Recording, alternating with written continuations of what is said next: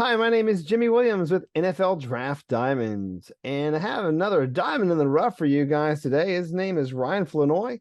He's a wide receiver out of Southeast Missouri State. There at SEMO. So nice to meet you, sir.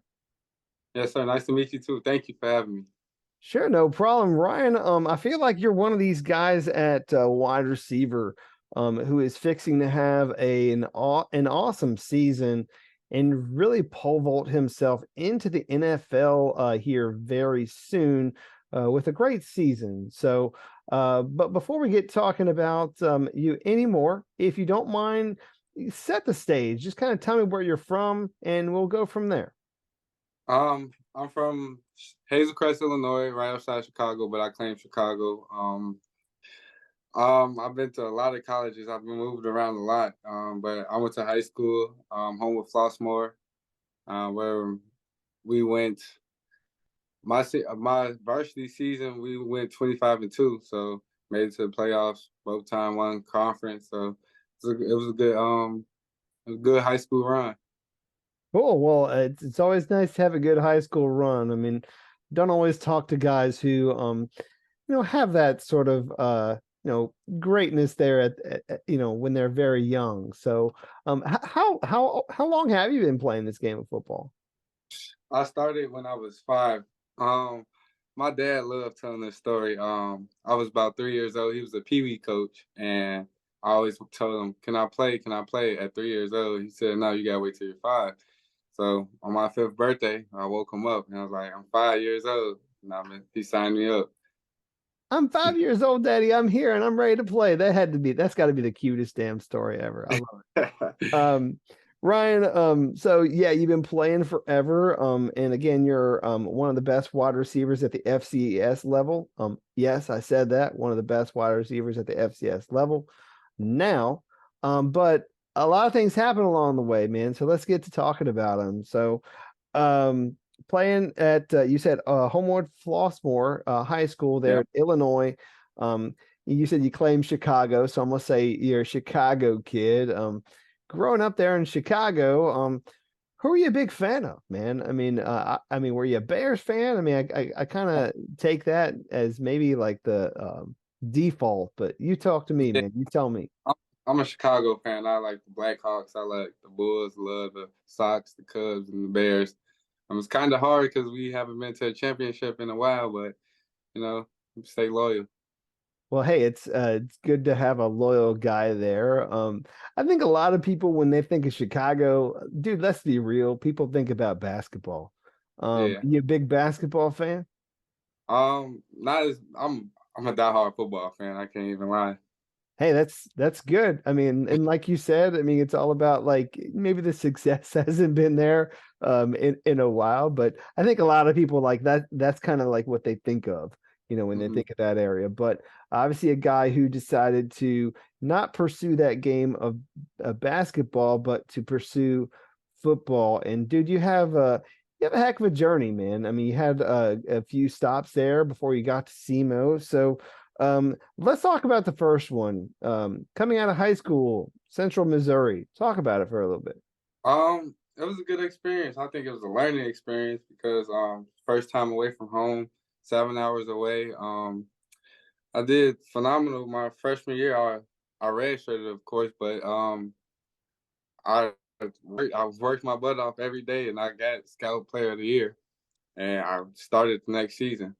But the next season, right before game one against Fort Hayes, um, I partially tore my ACL on my right knee, Mm. and I mean I was probably like the first time I cried like ever. But yeah, so partially tore my ACL. I was out 5 games because I didn't want surgery. I wanted to play on it. I was kind of hard headed. So I played with a brace, and that season I had like I don't know somewhere around 200 yards just throughout the whole season. I split series with the starter, and we just rotated every series. We won conference that year though. We went 11-1, lost in the playoffs, and it was a great learning experience at UCM. I mean, Central Missouri, good place to start, but a lot of things happen. I mean, obviously, unfortunate injury, but then the other thing that happened too is thinking about transferring, and you're thinking about transferring, and boom, we have a pandemic on our hands, man. Like, Yeah, there's a lot going on. Um, Talk through that whole situation for you. I mean, dude, there's this pandemic happening, and then you end up finding your way through the Juco ranks. Like, how did that yeah. happen? I like to say that was a blessing in disguise because at the time I was going through it, I was going through some mental problems just because I lost a lot of friends and family just due to gun violence and COVID during that time. But my grades started slipping, just everything just went south. And like I said, I think it was a blessing in disguise for real because I chose to go JUCO. I had it in my mind that I would never let that happen again. And when JUCO, I had a 4.0 every since. So yeah. Yeah, and you went to Iowa Western. Yeah. And one of the things I was looking up for you, you're honorable mention, All-American. And obviously at the time, gaining a lot of eyes from other schools and all. But yeah, I mean, let's just talk for a second about JUCO. I mean, I always ask guys that go that route, about the grind, because it is a little Yeah. bit more of a grind than what people really understand. I mean, it's even more so than like the normal way of things. So, can you kind of chat through that a little bit so that people can understand a bit more? Yeah, for sure. I actually had talked to some of my partners that went JUCO route, and they just told me just grind, grind. Don't it's different. And I went there with the mindset of grinding. So as soon as I got on campus, I was at the field every day at 6 o'clock. Like it was a routine. And then the mindset of the whole team that we had was winning because Iowa Western is a winning program, and we knew that that's what we wanted. And to get out, we had to win. So um, that's something about JUCO. The grind is definitely there. I actually retore that ACL the first practice at Iowa Western, and I actually got surgery that March 22nd, 2021, and I actually got cleared. August 10th, 2021, so 4.5 months. And I know I couldn't control being hurt, but I control how I responded. So that's what JUCO taught me: just control what you can control and respond. Yeah, and the thing is too is a person's character is really defined, how they bounce back, man. I mean, you fall down, you get back up, and I mean, you've proven that. I mean, that you do have some character, that you do have this uh just will to not be down. I mean, to come back up and keep fighting, and you got through the JUCO thing, and then really found a good home there at SEMO.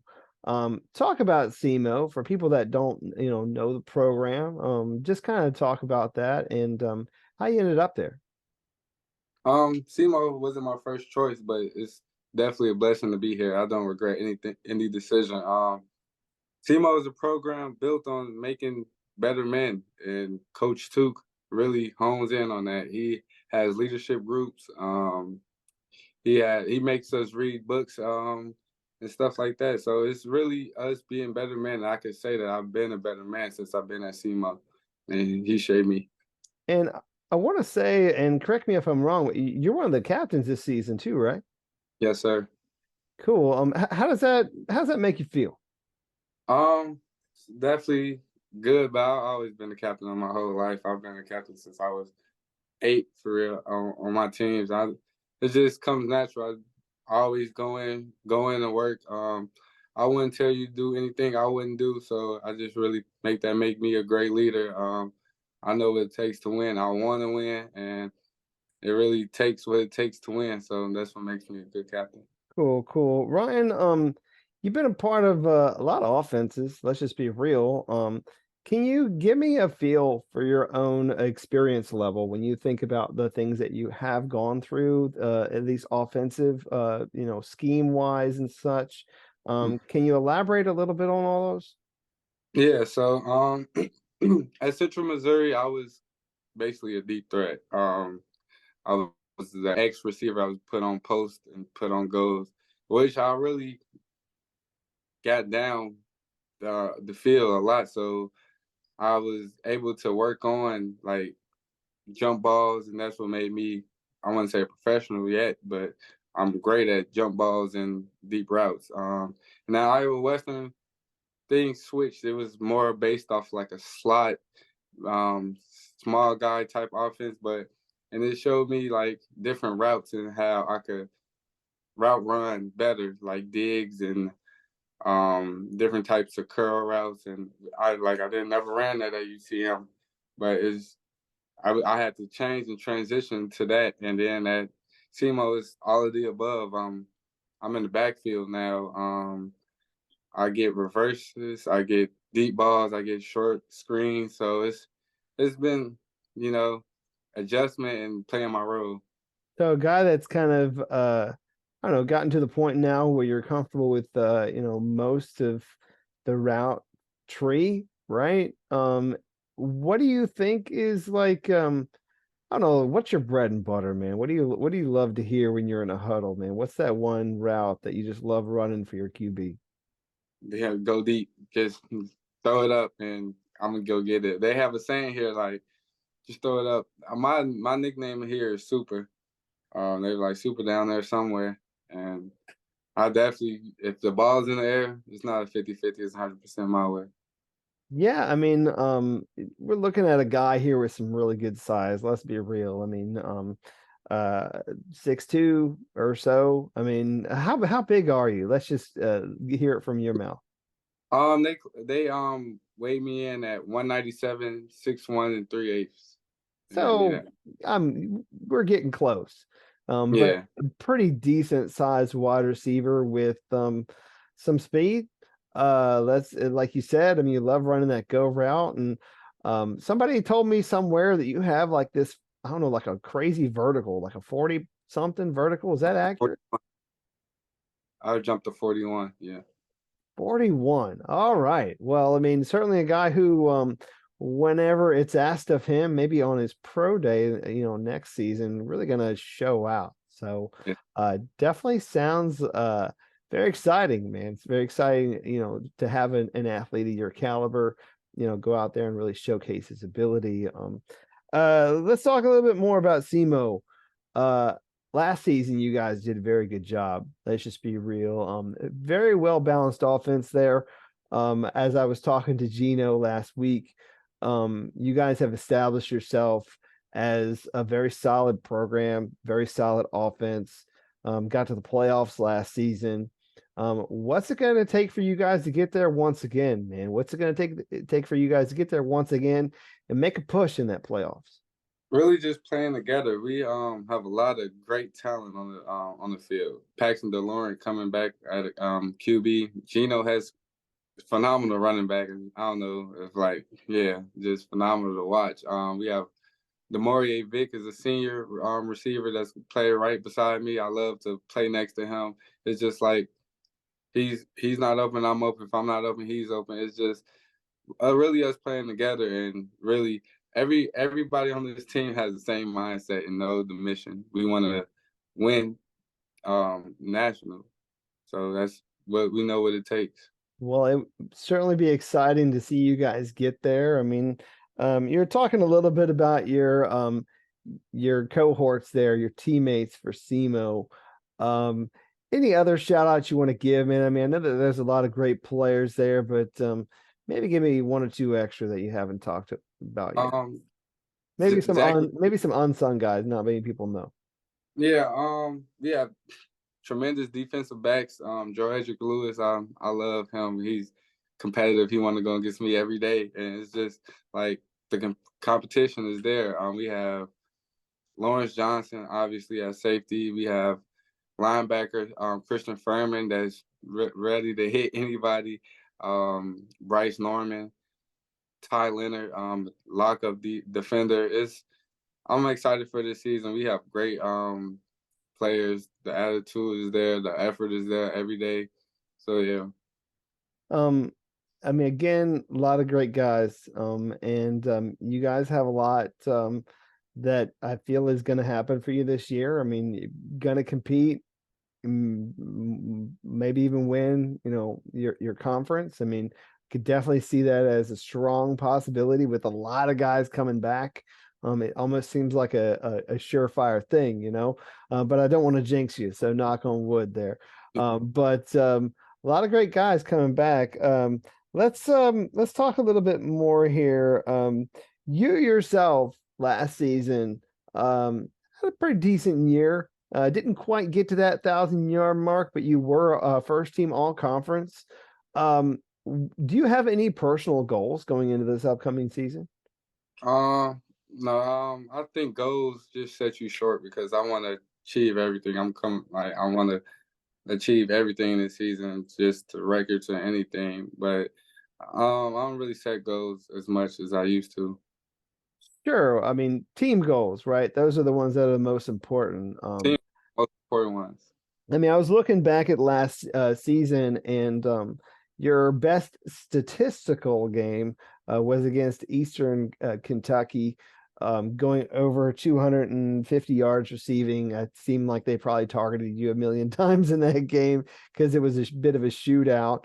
But for you personally, when you think about like some of the best moments you've had there, or even throughout your collegiate career, what stands out the most? Can you give me a game or maybe even a play? Um,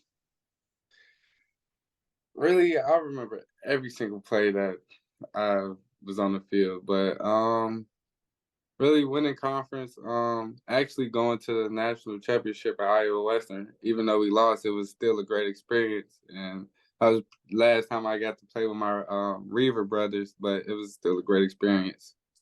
So, anybody from Iowa Western? I know that there's a lot of those guys that aren't there at SEMO, but I mean, any shout outs from that program? Shout out to Mike Love. That's probably one of my closest brothers. I met him at Iowa Western. It was my roommate. He goes to Long Island University, receiver there. Um, Shout out to Nate Glantz. That was my quarterback. He at McNeese State now. Shout out to Namdi. He at TCU. Shout out to all of them. Tyreek Henderson. He's at EKU. Just shout out to all of them. Yeah, I mean, there's a lot of guys that go JUCO. People forget that. People forget that a lot of guys go JUCO and they make it. They make it, to D1 programs, and they make it in the NFL. So, don't sleep on them guys. Is basically Yeah. what we're telling people. Ryan, do you want to take a moment and meet you outside of football? So, tell me something about you that you want to share, whether it be a hobby, an interest, or anything about you that you feel people may not know, special talent, anything. Give me something. Yeah. Special talent. I know how to do card magic. Like I know like how much are you talking about here? I know probably like at least 6 tricks just to make a card disappear or find your card. It's something I learned on YouTube. Yeah. Interesting. That sounds like a lot of fun. Anything else? Any other hobbies that you want to share? Um, I never used to play the game as a kid. I'm just now starting to play the game. I played Madden a lot, and I play this game called Fortnite on my downtime. Um, what else? I'm in the books now. I'm reading this book called Ego is the Enemy. Um, Good book. I'm probably on like chapter 6 right now. Cool.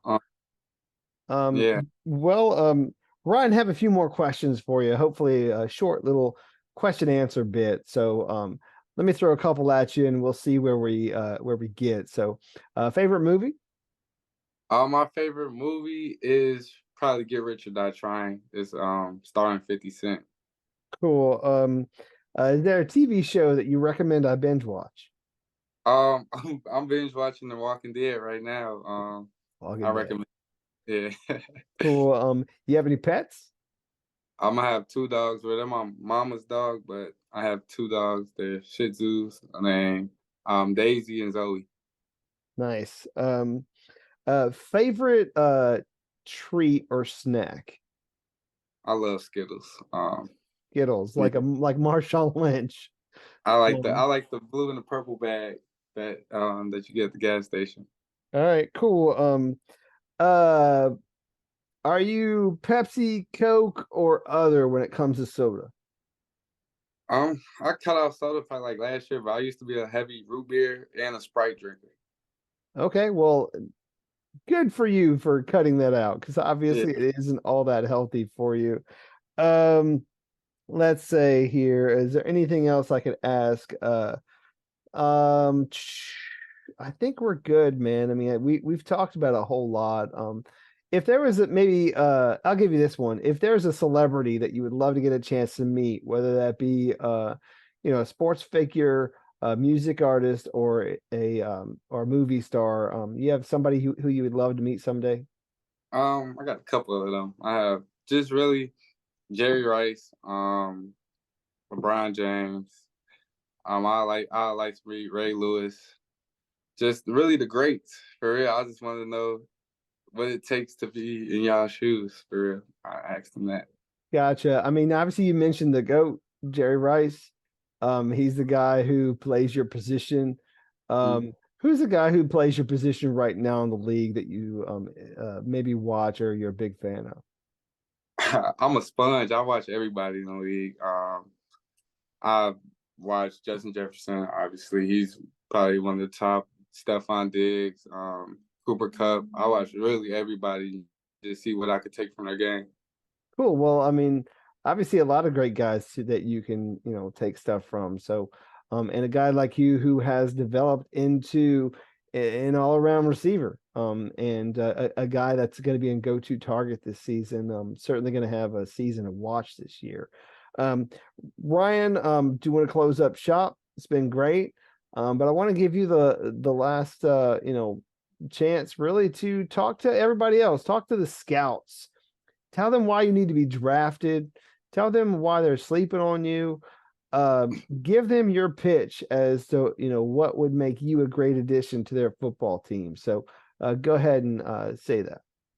Well, I'm just gonna wake them up with my game, but if y'all two draft me, y'all get Ryan Flournoy, and you'll find out when you get him. Awesome. Again, Ryan Flournoy, wide receiver there at SEMO, gonna have an awesome year. Wish you best of luck, man. Yes, I appreciate you.